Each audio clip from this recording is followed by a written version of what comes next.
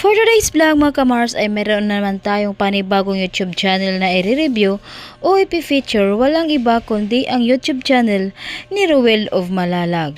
Si Ruel of Malalag ay mayroon siyang subscribers na 596,000 subscribers. Dito sa video may ito mga kamars ay ating alamin kung magkano nga ba ang kanyang estimated YouTube sahod. Disclaimer, lahat na makikita ng amount dito or mababanggit kong amount dito ay pawang estimated po lamang gamit ang Social Blade.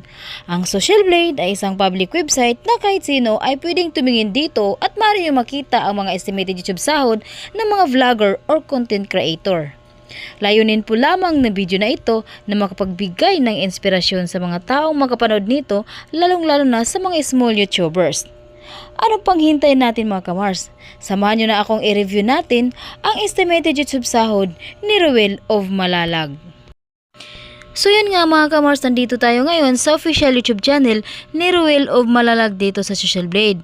So meron siyang subscribers na 596,000 subscribers at meron siyang 5,800 videos uploads at umabot ng 316 million video views at ginawa ang kanyang YouTube channel noong November 5, 2016. Total grade, letter B. Social Blade rank ay pang 115,711. Subscribers rank ay pang 1,733. At ang kanyang video views rank ay umabot ng 104,110. Country rank ay pang 536 dito sa Pilipinas bilang isang vlogger. Nakakuha siya ng 10,000 subscribers in the last 30 days at umabot siya ng 8.3 million video views in the last 30 days. So yun mga kamars, nandito tayo ngayon sa YouTube Statistics Summary ni Ruel of Malalag. Dito natin makikita ang kanyang mga nadagdag na subscribers, video views, at ang kanyang estimated earnings.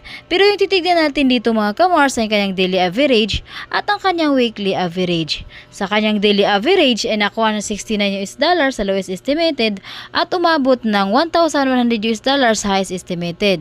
I-convert naman natin ito sa peso, simula natin pag-convert sa lowest estimated na meron siyang $69, i-times natin sa 59 ay meron siyang 4,071 pesos na posibleng kitain sa loob ng isang araw.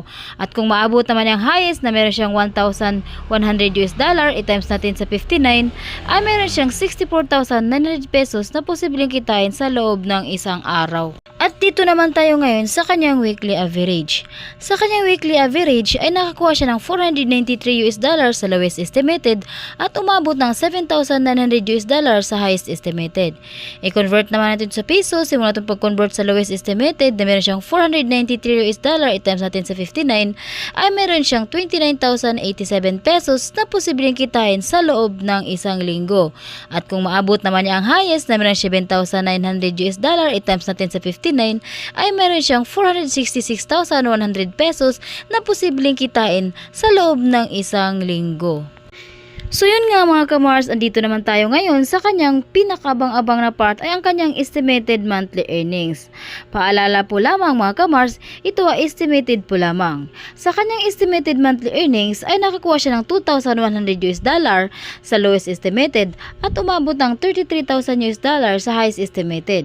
I-convert naman natin ito sa piso, simula natin pag-convert sa lowest estimated na meron siyang 2,100, i-times natin sa 59 ay meron na siyang 123,900 pesos na posibleng kitain sa loob ng isang buwan. At kung makuha naman niya ang highest na meron siyang $33,000, i-times natin sa 59 ay umabot ng 1,947,000 pesos na posibleng kitain sa loob ng isang buwan. At yun nga mga kamars, hanggang dito na lamang ating video. Huwag niyo sanang kalimutan mag-like, share at subscribe sa munting channel na ito. Maraming salamat po.